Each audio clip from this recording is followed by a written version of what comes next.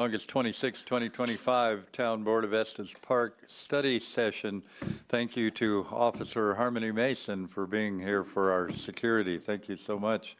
Our first topic of the study session, child care licensing regulations and license exempt providers. An item that might benefit from a few definitions.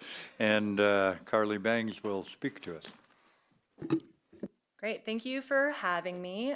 We also have Sarah here from EVIC's Family Resource Center.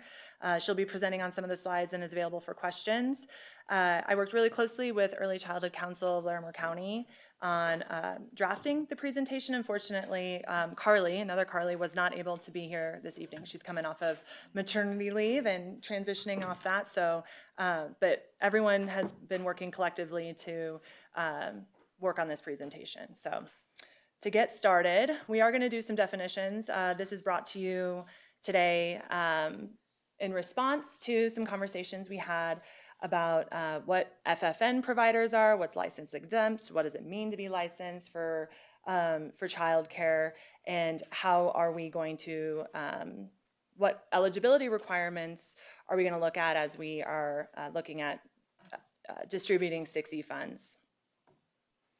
So some of the key questions we're going to be answering today, what does it mean to be licensed or license exempt? What are the implications for public policy or funding distribution? How can the town support both licensed and licensed exempt providers? And what 6E funded programs should require licensure, and specifically tuition assistance? Again, this came after we had a discussion and vote on the middle income tuition assistance, the Estes Valley Child Care Fund, which does require licensure with our platform with Bridge Care. All right, so what is child care licensing? The Colorado Office of Early Childhood Education, Early Childhood identifies licensing as regulations to address child safety. It has quality standards, again, in one of our initiatives, the Child Care Stability Initiative.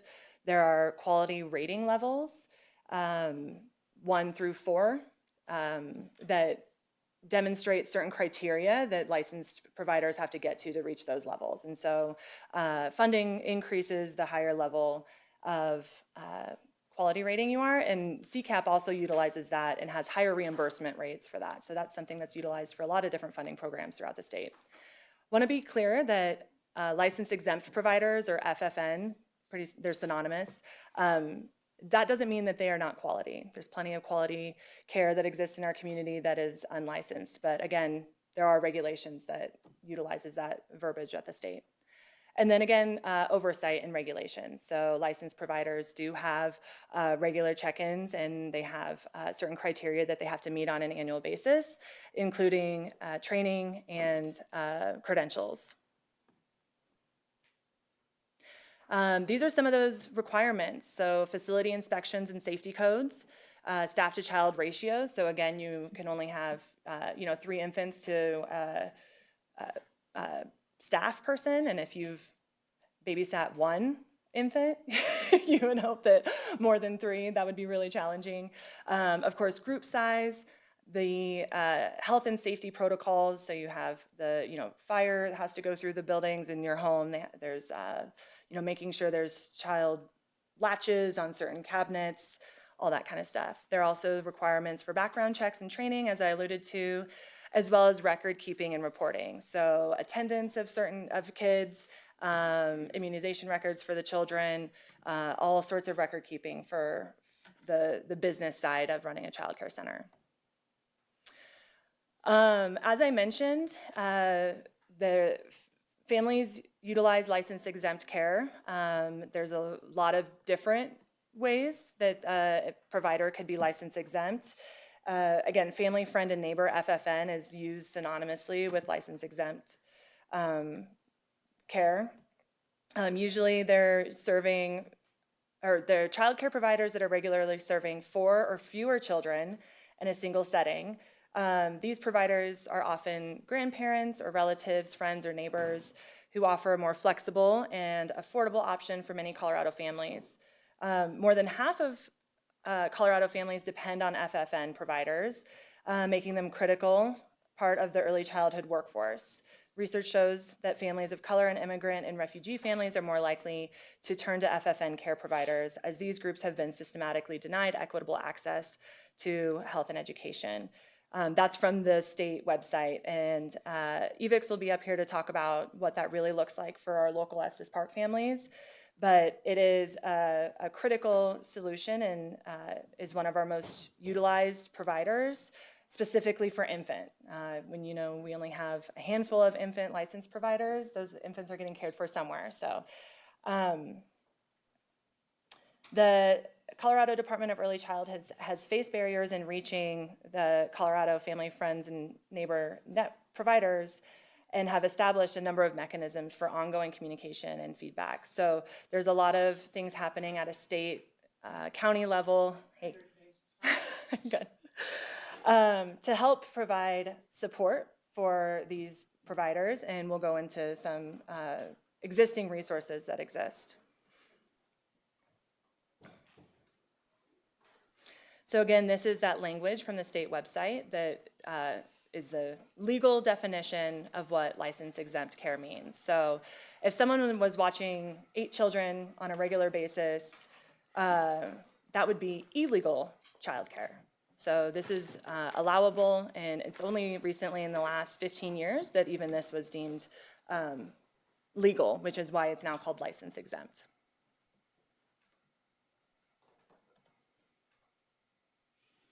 And again, it's permissible by law, but there's no regulation.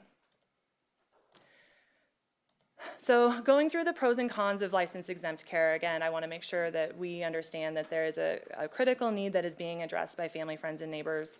But there also are certain things that are not regulated that we have to consider as an elected body and as a staff person distributing funds. So a lot of the pros for license exempt care are lower costs for families. Typically, if a neighbor is watching your kids, it's a lot cheaper than what you might find at a YMCA or one of our local licensed providers. It's more personal. There's more flexibility. So, it doesn't close at 5 o'clock when you're getting off work and having to rush to a closed, 5 o'clock, be there or get a late fee. It's easier to start up. A lot of providers want to be in that license exempt status. They don't want to become licensed. They just want to watch their neighbor, and they enjoy doing that. And it's a way for them to give back to the community. Cons, there's no oversight or quality standards. And again, quality meaning those levels as demonstrated by the state. There's no mandatory safety or training requirements.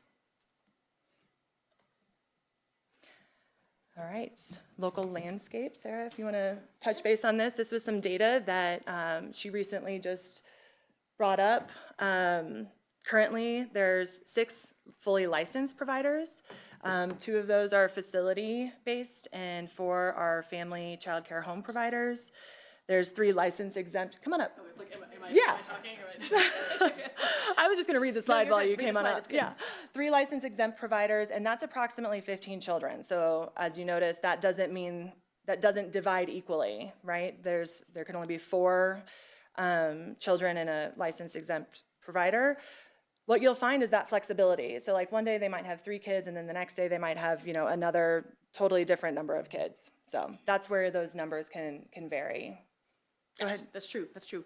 And that's where we have 4 infant slots actually only for our license exempt providers, and then 2 for a licensed provider. And we're currently serving like 8 infants or something with tuition assistance, and that's because some babies need assistance only on Fridays and Saturdays or something like that, and then the other days that provider is open. So those numbers don't always divide out like Carly's saying. So just kind of to understand where we're at with tuition assistance, we are providing care. Actually, I just did the numbers, and I've been taking people off of our caseload recently because the kids are going to school, right? And so they're not needing childcare during the summertime. And so we're actually down to 48 children on low-income assistance now that school year started, 12 of which are in license-exempt providers, which is 25%. And while that's not a passing grade on a math test, it is a non-trivial amount of kids receiving childcare. Now, the thing here is if we're talking about setting in requirements for a childcare provider to become licensed when they are receiving 6E funding, right? Taxpayer money. We're saying, hey, we're going to provide you taxpayer money. You need to come up to a standard, or we're not going to provide that to you. That doesn't necessarily put pressure on the provider as intended. The provider is still going to be in business. They're still going to get people needing their help. They're still going to have people knocking on their door and saying, will you watch my kid? I'll pay you $40 for the day, which is the going rate right now for a lot of the FFNs. It's going to hurt the families. It's going to hurt the families that are choosing to have their kids go to these childcare providers. And those kids, right, their families aren't gonna be able to send those kids to the childcare provider of their choice, right? So we inform, when we have a parent contract with us to attend a childcare provider, we inform them if they're licensed or not licensed. We tell them. And they understand the risks. Now, we also have it in our contract, right? A little waiver statement, and I just wrote that in because it was a great idea. That just says, hey, we're helping you pay for it. We're EVICs. If your kid gets hurt at this childcare provider, it's not our fault. We're really just helping you pay for it. And I think a lot of parents, that makes sense to them, right? And it's a little bit of a long shot to say, you're liable, you can be sued if this kid gets hurt at this childcare provider because you helped us pay for it, right? However, I think a simple waiver statement would help fix that.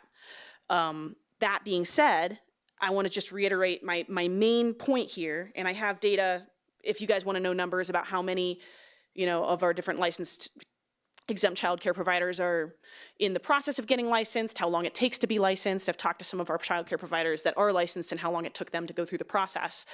But my main argument here and my main idea is that I don't want us to limit the choices of parents based on quality standards that we put in place. And I know that sounds a little lackadaisical, but my whole idea is that we need to give parents the option, and then our taxpayer dollars are designed to help parents pay for childcare so they can join the workforce. Not so we can hold childcare providers to a certain standard. We can do that with grants and incentives and other things. That's kind of my main, thing that I wanted to say. One of the questions I did have that I was hoping to address on this was just how many FFN providers are wanting to be licensed, and how many, or you can just even say like majority, minority, or percentage or whatever, are wanting to become licensed versus just want to stay? That's a great question. I have currently 2, actually we lost one, who just decided because her kids were a certain age, she didn't want to be providing care anymore. And she stepped out of our partnership. So I have 2 FFNs right now that are operating, one who does not intend to be licensed, it's her choice, and she's very popular, I will say, and the other who is working towards her licensure. And while she's working towards her licensure, she is providing business in this realm of childcare, right? And we can help the families pay for that. I've also just recently been contacted, actually just this week, by a couple of other providers in town who want to help start providing childcare to their neighbors, and their neighbors want to be able to pay them a good rate, but they can't afford it. And they say, can we partner with you? And I'm like, yes, we will set up a system. Now, if I am no longer allowed to provide that, tuition assistance to these people, then they have to go without this system in place to help the families that want to work with them until they're licensed. And then that kind of slows the process. So it's not necessarily that no FFNs want to be licensed, it's that it's also a staging ground for incoming providers. They start as FFNs, they all do, unless they're opening up a facility, right, like Mountaintop or the YMCA. Can I ask you a question? So right now, tuition assistance is being provided to unlicensed providers? Correct. I'm sorry, not for the middle income that was just launched, Right. but through EVICs. Because with that the standard low was set income. higher, we proved that, et cetera. So this includes the infant group, and that is interesting to me. So the purpose here is that we give direction to staff. So if we give direction to staff to say, yeah, we're going to limit this to people who are licensed, that would take funding away. That would take away options for those families to use an unlicensed or unlicensed provider to provide childcare. It would reduce options for families of low means. Because Then families they that would are have to making, go to a licensed provider, and if they wanted to use a family friend network, they would, have to just pay them in They would have to groceries pay it out of their pocket. or pay out of pocket or something like that. but that would effectively take away the funding that was available for that choice. So, Yes. Yeah, for their aid. Now, they could also still get clients that can pay the full price without help. sure. Right? And I'm sure that there are options out there. And that's what I mean is this is not providing pressure on the providers. This is putting pressure on the families. I agree with that assessment. What do you see as the barriers of non-licensed to become licensed?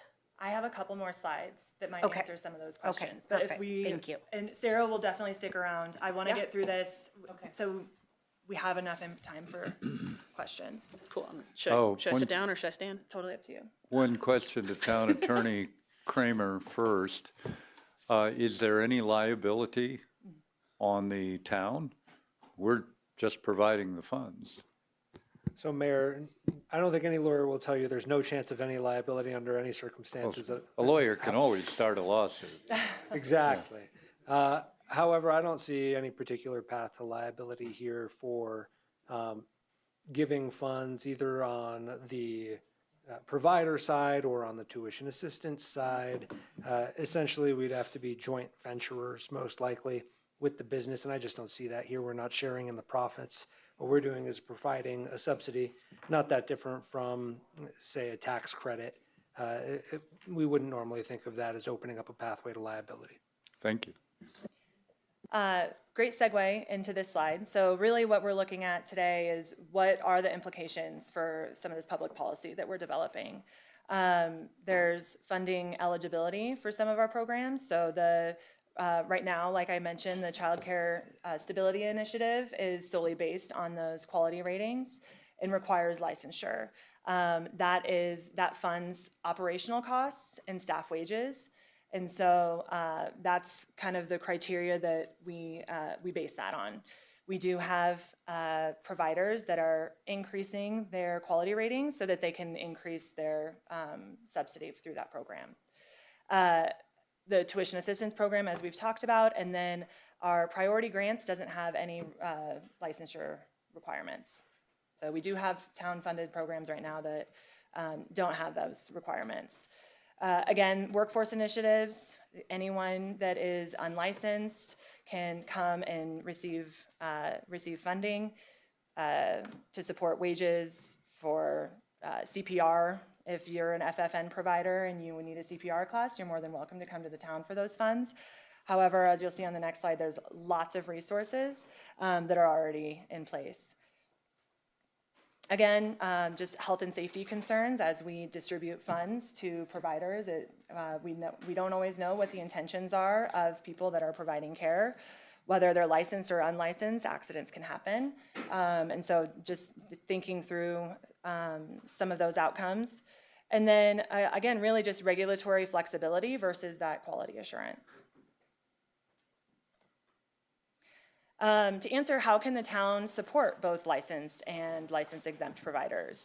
Like I said, there's a lot of resources available, including outreach, training, and resources for individuals who want to stay licensed exempt or who are on the pathway of becoming licensed. And this is part of their business plan, right, as they're building up.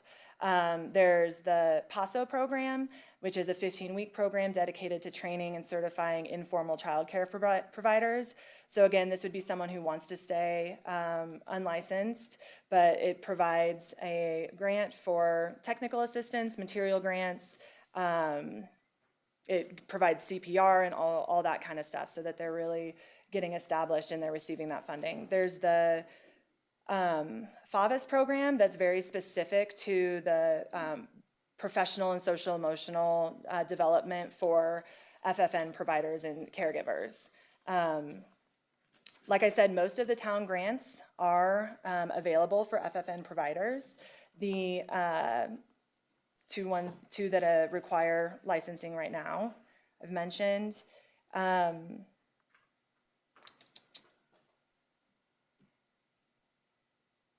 We did, through some of our conversations and seeing some of these individuals go through unlicensed to license exempt to receiving their license in childcare, created an incentive program that'll be presented later tonight in the annual funding plan, that once somebody becomes licensed, they get a $1,000 bonus.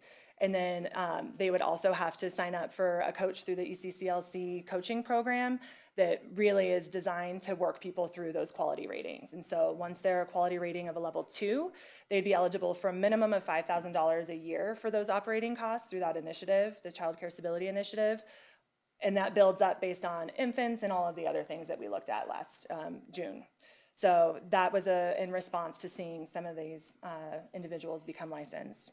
And then on your screen is a picture of the ECCLC crew with the EVIX crew and with a local provider, really coordinating with all of the resources that exist. ECCLC has a co-op of care, which is a similar kind of training for providers that offers some of the CPR and first aid, foundational early childhood training courses. It's available in Spanish interpretation or just with Spanish-speaking trainers. EVIX has done a lot of great work recently, just received another grant to support FFM providers in our community. And so there's funding and there's resources that are going toward this initiative. It's not, out of the realm to dedicate funding to this types of programming. So again, what we proposed and what's in your packet today, really understanding the regulatory landscape for the future funding and policy decisions. While there isn't, legal accountability like we discussed for funding unlicensed providers, it's considering what those licensing requirements for certain funding programs, what the outcome may be of those situations. All of these eligibility requirements are brought to you all on an annual basis through our annual funding plan, and so that's something that can be decided on an annual basis as well. We did go back to just tuition assistance again, because that was kind of the critical question that was asked last time.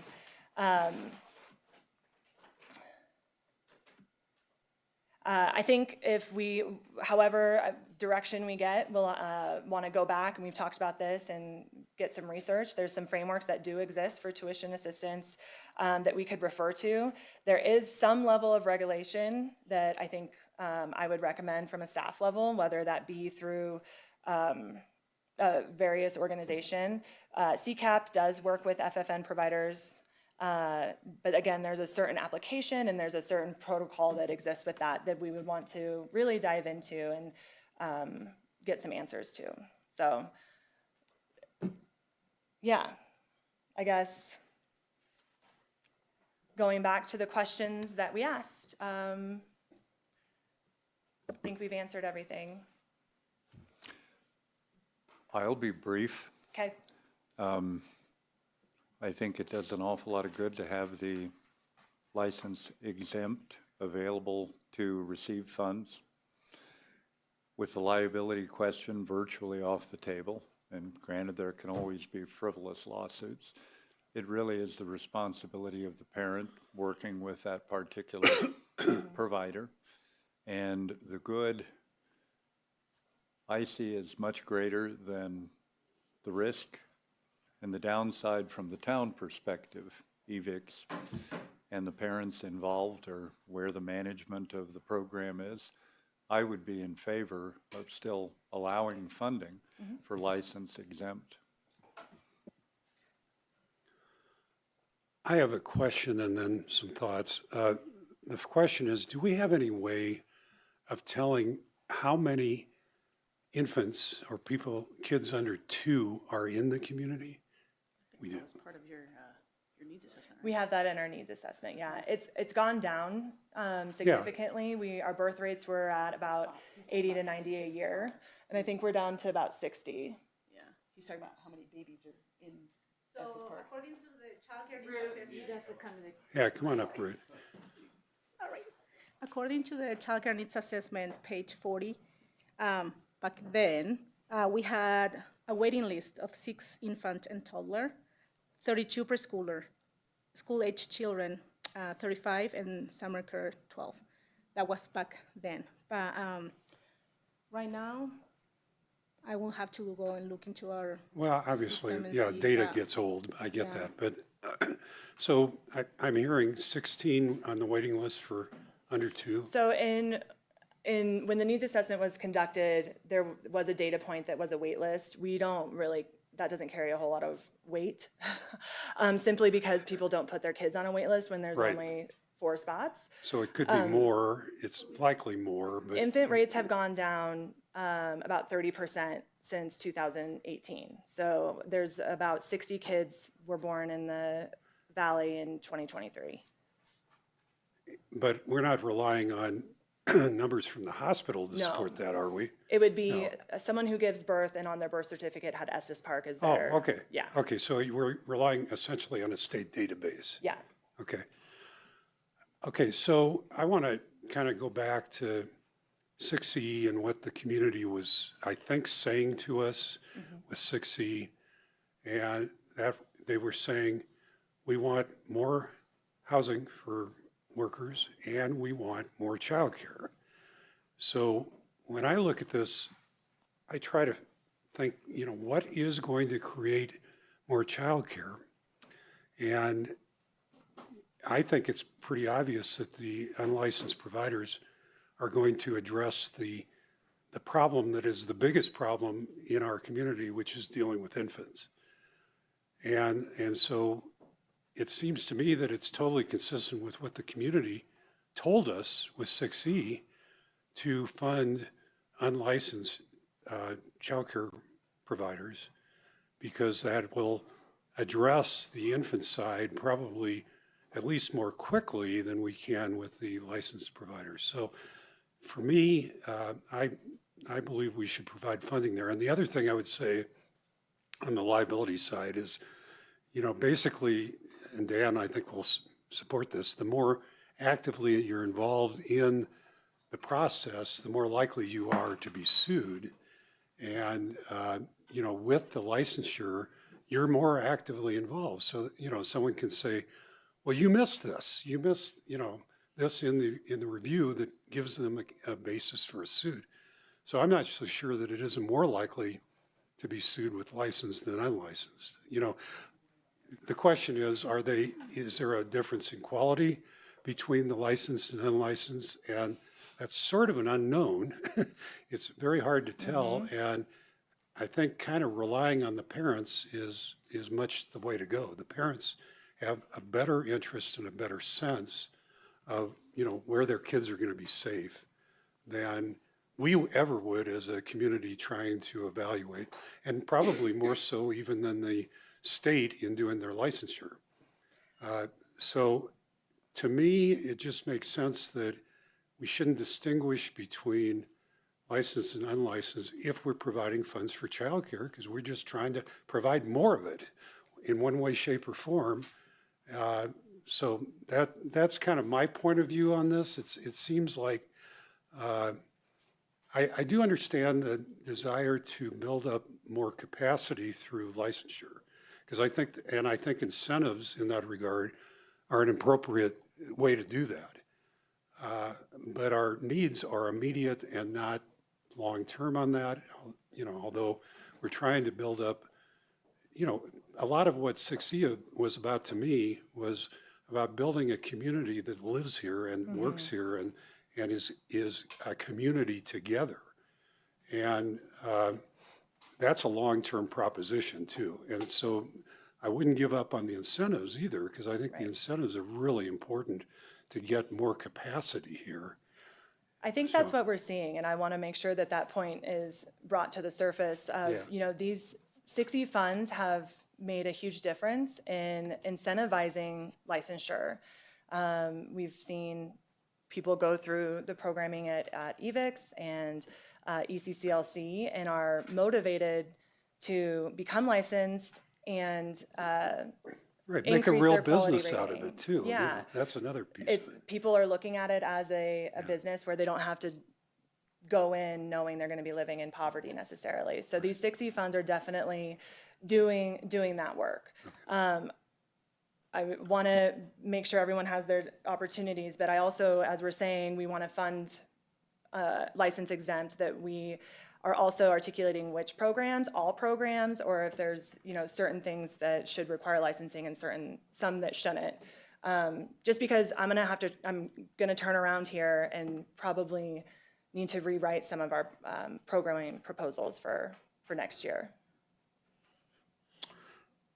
So I would support that move. I would support that. I want to, 30 years ago, 28 or 9 years ago, living in a dense neighborhood in the community, early in my years here, we watched a child care provider who was probably a friend or family that had a bunch of little kids, and they would hold hands and they would go on walks, and she would do lunch and she would do story and she would do all these programs as an unlicensed, untrained provider. She acted like a mother.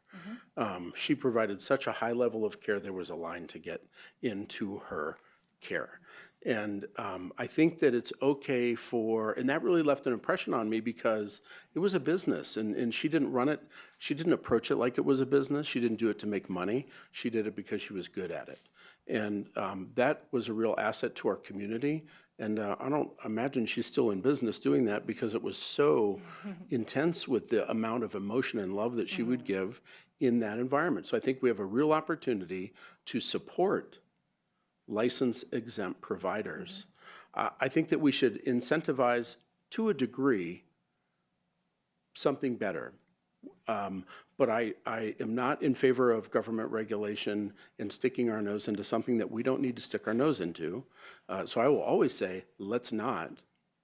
But I think that this may actually be a barrier by making this change or following the proposal here to restrict these funds to only licensed providers. I do not support.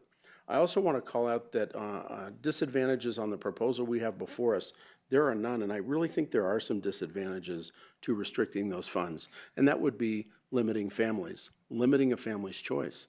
I would imagine that a parent's rules on their boundaries on who they trust their child with will be much greater than what the government can do for them. So I would not support the proposal before us, and you asked for our input.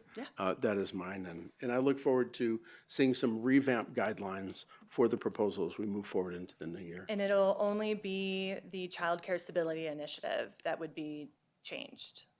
Everything else is already open to license right, exempt. we still have to talk about that later, but It's just the base, the operational costs. so I think 6E funds as a whole, when you back up and I look at it from a higher level philosophically, there's been some learning and some opportunities with all of the raw hard work that's been done. That whole analogy of building the ship while you're sailing it or flying or whatever, that's legit. And we need to take a hard look at what the next year looks like with that money and what the community wants from that money. I'm not just looking at you. I'm looking at the whole community through you, Carly. So I think that we have to look at that philosophically. What does the community expect with those funds? Not to add more to your plate, but I think that there are some changes that we need to make to be successful moving forward. So thank you for your work on this. Yeah. And Trustee Eigel, I think it's important just to note that the reason that there aren't disadvantages listed there is because the proposal is simply to hear from you all regarding your interest in philosophy. We're not proposing going one direction or the other, and that's why there weren't any disadvantages listed in the memo. The proposal, I'm coming. There you go. to be fair, the proposal is to go a certain direction. And if we follow the proposal, that direction may have some disadvantages. So I want to call that out because I'm nitpicky on, and I'm looking at the proposal that we were provided, advantages and disadvantages. And I think the community needs to know that when we have an issue to consider. This has come up before. There's an outline, the staff's recommendation, advantages and disadvantages, and those weigh heavily on the decision-making in these seats. So I'm calling it out. As a general policy, and like policy 225, where we did a lot of these shifts, it doesn't call that out. Again, it's just those two programs that have the licensing requirement. But I hear you, and I think pivoting on that child care stability funding to include license exempt is what I'm hearing. Yeah, just a couple. I interpreted it totally different than Trustee Eichel. I interpreted this as we're just looking for your input on this, not that it was slanted one direction or the other. So maybe there's a disadvantage to hearing our input on this, but, and you didn't list that, but, no, this felt pretty benign to me. So my thoughts are, I'm certainly supportive of including the license exempt. In terms of where that is, I really would depend on staff and stakeholder input on that, which you've given us a lot of tonight. For me, it's much more like, to raise it up a level, it's much more about our process. If we're requiring similar process for how we manage, tuition assistance programs with our local agencies, whether, however that works, as long as that's consistent across the board and we're getting the information that we need to make those strategic decisions, that's where my interest lies. I think, and if EVICS or ECCLC can work with providers to accomplish that process and provide those assurances, that's when I'm interested, that you get what you need from the community and then you're able to provide that from us or for us. Philosophically, like, I feel like our job is to kind of get out of the way and create opportunities on this, as long as we feel like we're able to receive the data and the assurances that we need in order to make those decisions. So yes, I would love to incentivize licensing wherever possible, because I think personally, I feel like that provides a lot of benefits, but I also understand that that's not as important to some members of our community. And again, if we have the opportunity to support license exempt, then that may give us some data about how much more we might need to support or whatever. So anyway, that's where, like, my high level is, I'd like to be open to it. I would depend on staff, because I know you're doing a lot of community input on this, to direct us on,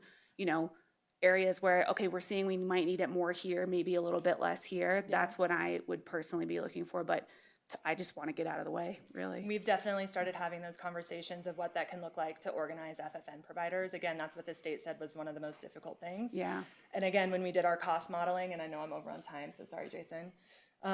It's just dinner break. It's when we did our cost modeling, it didn't include FFN. So when we're looking at budget for tuition assistance, we're going to have to go back and really start looking at that and organizing before we can come back and really tell you what it's going to cost to include FFN providers, because we're already seeing impacts with school age, and the funds are being utilized in the way that we want them to, right? They're going back to the hands of the kids and families that are working in our community.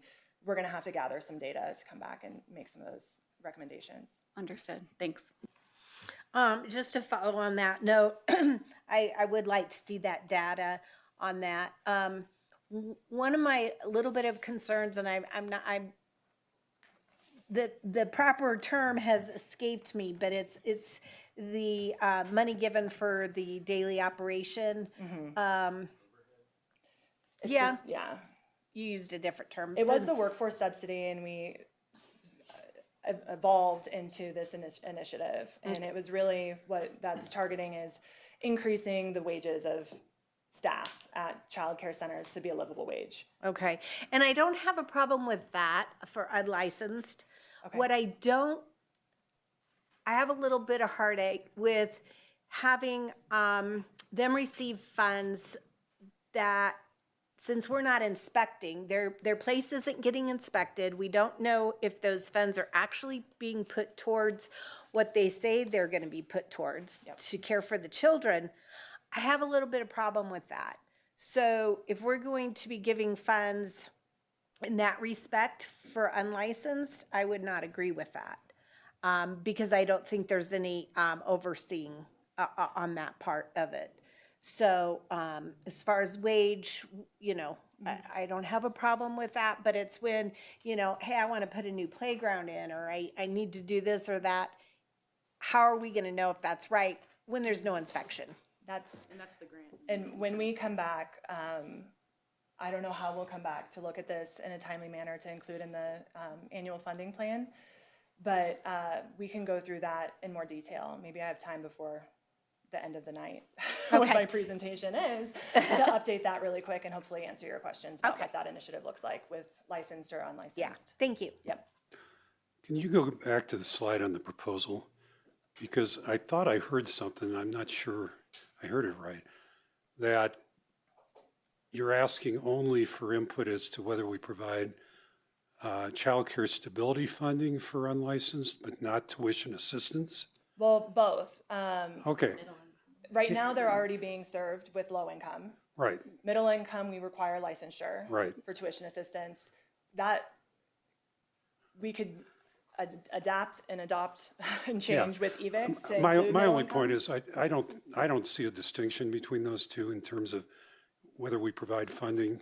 So I would think that if we're going to provide funding for unlicensed, should generally be any funding It'd we be anything. provide. Yeah, Okay, okay. thank you.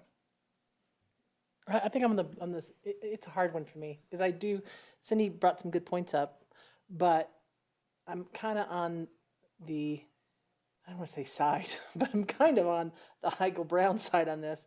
I do think licensure, I think it's important. It's important when something goes wrong, Right. and I get that. So for unlicensed people, and then there's a problem, and you kind of look at them and go, well, they didn't even have a license. But I also see so many great facilities or people that aren't licensed. And I do think that we open up a lot more opportunities to offer at least tuition assistance with the middle income also. I think that's important. So the other I'm not sure about, but I definitely think tuition assistance for all would be good. I think you probably received a good consensus here. Are you good? Yep. Okay. We'll figure out how we can get some of those items back to you in a timely manner. All right. Yep. Thanks. Thank you. We're going to take a very brief break to grab our dinners. We'll just come back in 5 minutes from now, which will be at 6:01.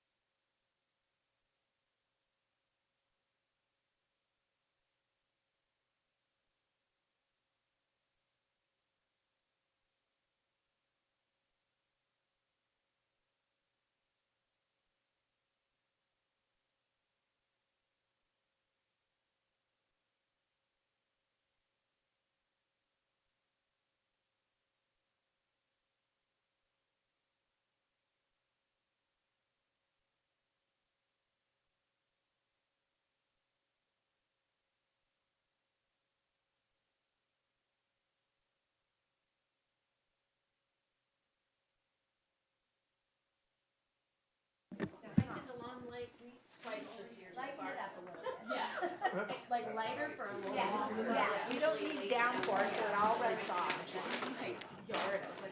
Okay, 6:01 PM, and we're running a little bit late, so we'll go ahead and move back into session on the study session. And I think our Climate Smart Future Ready folks are here, so take it away. Yeah, thank you. Oh, and you'll want to turn on the green, yeah, hit it till it turns green. There's a little button in the middle. Yeah. There we go.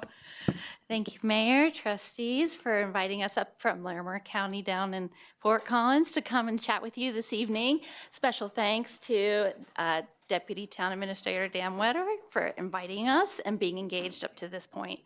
My name is Heidi Pruis.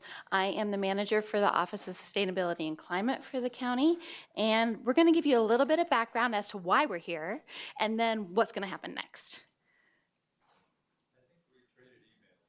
We might have. We might have.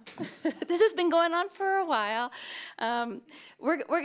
Tonight we're gonna share with you what we hope to bring back to you at the third quarter of 2026. But first, I'm going to give you this background piece, how we're aligning with the efforts that you're already conducting here in the town, how grant opportunity brought us closer together than ever before, and then what's going to happen going forward. Why does Larimer County even care about Climate Smart Future Ready in the first place? You might have heard me talk about this previously. Back in the early COVID days, we were experiencing some natural disasters here in Larimer County, and our Office of Emergency Management said we need to do better than just react to these disasters. We need to start looking at how can we mitigate and adapt better for these circumstances going forward. You can see here on this slide that there have been a number of designated disasters throughout Larimer County's history, and that we continue to see a changing climate overall. So we went through an opportunity with the community to try to identify what would be in such a climate action plan. We already have municipalities, other entities, private sector entities that have these plans. Why do we need yet another plan? And what the community said is, well, in fact, there are gaps between our plans, and there might be occurrences where we have some overlaps or some conflicts. How can we come together with these topics and really identify what would be beneficial for us to collaborate on going forward? What I handed out to you this evening was our first year's report on where we have been in the first year of implementing this plan. But you can see in the diagram that's provided on this slide that there's a lot of intersection in between topics within this plan. And so we're trying to focus in on those opportunities where we're intersecting issues. You might not put together in your head circular economy, which is really how our waste services are moving forward together with agriculture. But in fact, we do have actions in our teams that are connecting those dots. And so we're spending some time bringing these issues together. We do have specific goals that are identified in the overall plan to begin with. And they aren't just greenhouse gas emission reduction goals. We do have specific goals in each one of these 7 focus areas that's around your diagram here. So you can go to our dashboard, which is on the QR code for that flyer. You can spend hours and hours and hours breezing through that and understanding better. I do want to take, though, just a couple minutes to identify the greenhouse gas inventory component, because this is what's related to the grant that I'll be talking about here in a moment. We did conduct a county-wide greenhouse gas inventory, which took into account all community functions that are happening within the borders of Larimer County. So this is not an operational greenhouse gas inventory for just Larimer County operations. This is what's happening in our communities with our daily lives. You can see I put a red arrow there to point to Estes Park. This is an interactive tool on our dashboard that allows you to select by municipality, or you can select the entire county. So I selected just Estes Park for the purpose of this slide and the next couple, that highlights for you as a community, so not your operations as a local government, but as a community, these are the greenhouse gas emissions that are contributed from a number of sectors that you see identified on this screen. It's broken down even further as you continue on this dashboard website to break down these sectors so that we better understand where we prioritize our actions, and in fact, if there are certain programs that maybe would be more beneficial when it comes to this kind of adapting to our climate change issues. The other thing that's in this dashboard is this comparison of, okay, not only location by location, but overall in the county, how are we prioritizing our actions? I just want to highlight for you that in the first, the segment that's on your left, you'll see these emissions by sector. And you can see that that mimics the previous slide, identifying that by sector, Fort Collins, of course, with the most population in the county, has the largest impact. But when you look at emissions per capita on that right-hand side, you can see that Estes Park pops up to the top. And that would be, as you are well aware, you have a number of visitors in the millions that come to you every day, every year, and they are in fact contributing to the overall community impact. So those are nuances that are helpful for us as we are working in our focus areas to identify projects, priorities, and the like. But the per capita computation is just based on our population, even though I have 4 million guests coming through in their cars. Right, that's why it's unevenly Right, yeah. expanded there. That's right. We are also linked closely together for a number of reasons outside of these impacts. One is that your own strategic plan indicates that maybe a partnership with the larger Larimer County groups to develop a climate action specific plan for Estes Park would be helpful to better understand our process. So we are here to help you fulfill your strategic plan mission. The other thing you should be aware of is that Estes Park staff have been engaged in the Climate Smart Future Ready initiative up to this point. So for the last year of implementation after we developed the plan, we have all these action teams. The 6 bullet items that are under that 18 action team heading are those action teams that you have staff members that are participating as those groups meet. Some of them meet monthly, some of them meet quarterly. There's a lot of variety that's happening here, but they're coming together with other members, other organizations within the county to address these items in particular. We do have 18 other teams, so there's more, more the merrier. If there are items that you would recommend that staff get engaged with as appropriate, those opportunities are always available. Of course, Mr. Dan Weber has been participating on our executive team, which is also being populated by not only the county manager, but by similar level representatives from our other municipalities in the county to be sure that where there might be cohesiveness across the county, that we can raise those issues up. And they ask good questions of our action teams and the like. We do have over 50 organizations that are engaged in our focus area teams, and the organizations that you can see their logos on this slide are those organizations that have stepped up to be champions. And we don't really call them leaders or owners. They're champions. They're subject matter experts often who are helping to be sure we're gathering the right people, the right entities to participate in these action teams and helping us drive issues forward. So we're very thankful for the partnership that we've realized through this program. We did, over the course of this first year of implementation, beginning in early 2024, apply for a number of grants, which you will also see as one of the highlights in that brochure that I provided to you. One of those grants we did receive from the State Energy Office, which is the Energy Efficiency Conservation Block Grant.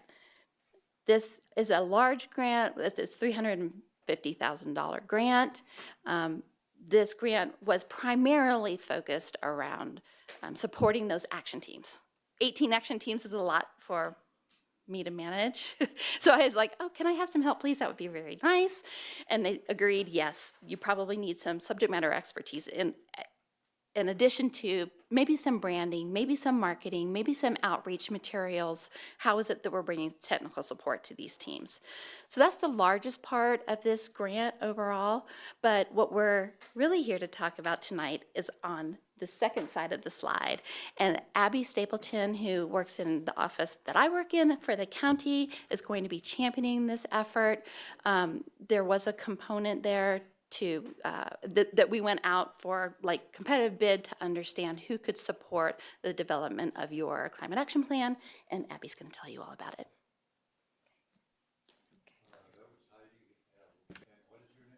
I'm Abby Stapleton. I'm a sustainability program coordinator at Larimer County, so it's just Heidi and I in our office there. So, move this over here. Okay. So, good evening. So, I'm going to introduce the Estes Park piece of the grant and tell you more about the work ahead. The grant required us to identify and contract with an organization to support the work, as Heidi just mentioned. The county reviewed several options and evaluated them based on their expertise, capacity, and how well they lined up with our project goals. And in that process, ICLEI was the best fit for this project. And ICLEI originally stood for the International Council for Local Environmental Initiatives. Its current name is ICLEI Local Governments for Sustainability, and that reflects their role as the global network of cities, towns, and counties focusing on sustainability, climate, and resilience. In the US, they have almost 400 cities, counties, and towns involved in this ICLEI group. So they are very well known for developing greenhouse gas inventories, which is why they will be great to work with on this project. This $50,000 will support the town in establishing a greenhouse gas inventory for its operations, and ICLEI will also help staff create a climate action plan. And this won't be your traditional paper plan, but more of a roadmap and interactive dashboard that's easy to use and update. So next I'm going to go more into detail on ICLEI's scope of work for this grant. The greenhouse gas inventory is step one, and I'm going to go into that process a little bit more in the next slide. As the inventory is underway, ICLEI is going to start meeting with town staff to discuss past initiatives, including the Environmental Sustainability Task Force. This will help ICLEI get to know what recommendations were put forward from the task force and then how implementation is going. Oh, thank you. And then how implementation is going with those objectives that you all had adopted. Have other parts of Larimer County already done their greenhouse gas inventory, I think? Yeah. So yeah, we did. So with the one Heidi showed earlier, Yeah. that one was a community-wide. So it did have those pieces of the towns in there, but that was like community-wide greenhouse gas inventories. So currently, no other towns, I don't think, right, Heidi? There's City of Fort Collins, yes. I think that I'm so used to them having one that it's hard to remember that they have one, because it's very normal for them at this point. They're very ahead of the curve. But Johnstown is currently conducting one, and I believe Loveland is going to be working on theirs, and they're starting the process for a climate action plan. So you guys are right up there with the other towns We're in and good cities. company and good timing. Yes, yeah, there'll be a lot to compare here in a year or two. And just by way of reminder, we've had, I believe for 2 years now, in the strategic plan, interest expressed by the town board in developing a climate action plan. And for a variety of reasons, mainly related to resourcing, we haven't been able to do it. And when the opportunity arose from Larimer County saying, hey, is anybody interested in partnering for the use of these grant funds? We had our hand in the air and said, we've been trying to do this for a little while now. And if there's a way that it can be resourced outside of the town, we're all in. All right, so as I was saying, ICLEI is going to meet with town staff to talk about the Environmental Sustainability Task Force, what they've put forward, and then what you guys have been working on from that process, just so they can get a view of kind of what you guys are already doing, because I've seen that you guys have quite a few tasks that have been ongoing or are completed already from that task force. And then those meetings are going to happen this fall, and then ICLEI will start recommending actions for the climate action plan as they continue to meet with staff and figure out how to model those actions and what their potential impacts of 16 of them might be. So that's going to have what could the actions be in the climate action plan, and then what will those impacts be, so you can see which ones will have the most impact and which ones you might want to put in the climate action plan. And then another piece of their scope of work is these plan summary handouts. So these are undetermined contexts at this time. I believe that they could be used internally as a guide to pursuing the goals in the climate action plan, so kind of step by step on how to carry out these actions in the plan, and also a few could be created to explain this work to the public. So kind of infographic style of the dashboard and greenhouse gas inventory, and then different actions that the town is taking. And then the last piece is that interactive public dashboard. So that really is the plan. It's not going to be a hard copy thing. It's going to be a dashboard similar to Climate Smart Future Ready, but very different layout, but kind of where you can mess around with it, toggle on and off, see how the town is doing with their goals. There'll be a lot of graphs and such. And then another piece of the scope could be, it's optional, is a community engagement for draft plan feedback. So next spring, summer, when the plan is kind of at the very end of its development, there could be decisions on if it's brought to the public to give any feedback on it, or you guys might say, no, I think that we've had enough. We had a lot of input from the Sustainability Task Force a couple years ago, and we think that since this is internal, we're gonna move forward with it. But that can be something discussed next year when the plan is it's almost to adoption phase. So greenhouse gas inventory. Before we get into what data is going to be collected for the greenhouse gas inventory, I wanted to talk about why it matters. You all might know this because you've been interested in doing a greenhouse gas inventory, but I wanted to share in case the public listening wanted more information. Having the emissions inventory completed will allow staff to understand what impacts everyday operations are having. The inventory results will inform what could be prioritized in the climate action plan. Conducting an inventory will allow you to have valuable information, but it won't reveal all areas of improvement. So it's one tool. The greenhouse gas inventory is not going to show everything you could do, like green purchasing, for example, but it's a nice way to start. And it will also give a baseline of data, so when another inventory is conducted in the future, you can see what progress has been made. So this slide shows the main sectors of data that is going to be collected and is already actually being collected with the help of Mr. Damweber. So we are going to be collecting building electricity and natural gas usage from all town-owned facilities. We have a survey currently out for employee commuting. So that's going to be how employees get to work, how often they come in, what kind of vehicles they're taking. And then we're going to look at fleet, which is every vehicle, how many miles it travels per year, and the gasoline usage, and then what the fuel type is, so if it's diesel or hybrid. And additionally, I forgot to mention earlier, this is a greenhouse gas inventory for the year of 2024.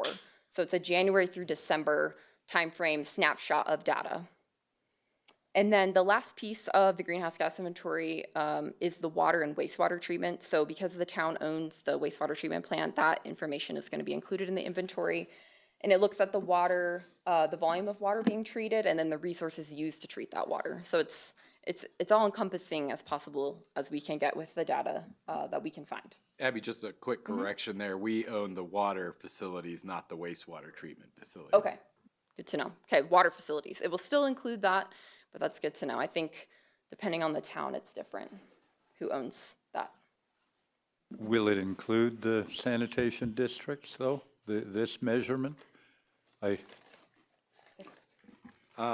Maybe if we can. I feel like if there's data collected and the town owns it, and it's a facility, I'm not exactly sure all the Yeah, things there's about. special tax districts. They're Okay. not part of the town, but I'll ask them nicely to cooperate. Yeah, Okay. we can talk offline Yeah. about that, but if it's, as simple as a questionnaire related to, well, gathering the same information we're doing with our utility consumption, I think it would be great to include that. Okay, awesome. And then to conclude, these are the next steps that we're looking at. So the greenhouse gas inventory data collection is already in progress, and that greenhouse gas inventory should be done by the end of this year. And then ICLEI meetings with Estes Park are going to be happening this fall at the same time the greenhouse gas inventory is being collected. So that's going to be the piece on what has already been discussed, what's in progress, what's completed. And then the climate action plan development will be kicking off in January of next year. And thanks for listening to our update, and we look forward to answering Well, questions. this is great. The kid in me likes the acronym ICLEI, you know, that's just kind of fun. And I'm a very high supporter of this effort. I've been in office, a year and a half, and I keep asking about, what about the climate action plan? What about the, so this is great to hear and see the steps. So Heidi and Abby, thank you very much. Other comments? I think that's all we need. Great. Thank you so much for coming up and doing this. Thank you. Sure. On our rainy week up here, yeah. Great work. We can now move on to the semi-annual, and I must say, you got us back on time too, so good job.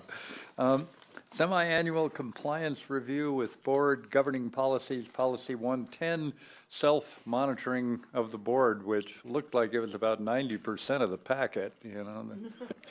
That's because the packet, which I of course just accidentally X'd out on my computer screen, includes the entire policy governance document in there. Travis, Town Administrator Mahalik, asked me to run point on this one. He let me know that he had requested that the town board alert him to any issues that you all found upon your review regarding compliance, whether or not anything in any of your perspective was out of compliance, and I don't believe he heard anything from anyone. Generally, we take that to mean that there is acceptance of compliance for your self-monitoring. Now's an opportunity if there's anything that you may have caught or want to bring up to discuss. I feel pretty comfortable with where we're at this point. I think the board is well educated, has reviewed those policies multiple times, and I don't believe that we have any self-reported transgressions to report.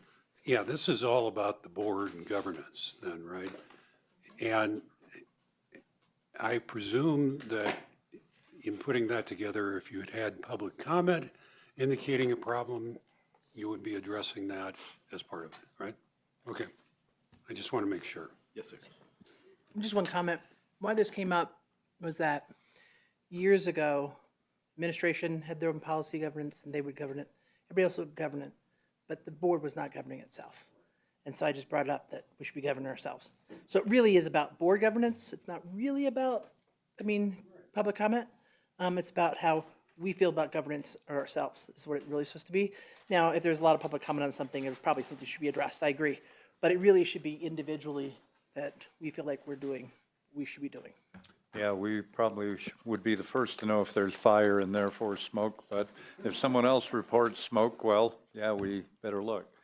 I think we're good. Deputy Town Administrator, is that sufficient for the purpose? And report back. Yes, it is. Thank you, Mayor. Okay, future study session items. What do we have coming up? Wanted to request a study session that would be presented by Town Clerk Williamson regarding vacation home regulations, an update there. We'd like to schedule that for October 14th. Yep, And eager then to see it. the only other item is you all be having a joint Town Board Planning Commission meeting, and the focus of that currently is on annexation. And we would like to add an agenda item to that meeting that addresses missing middle housing. Good. Does any board member have other study session items? I promise I won't bring up bears for the third time in a row after doing it twice mistakenly. Seeing none, at this point, we can move to our little recess in between this and the formal board meeting. Amazingly, we got done early. Oh, were you going to say something? Okay, so this session is adjourned.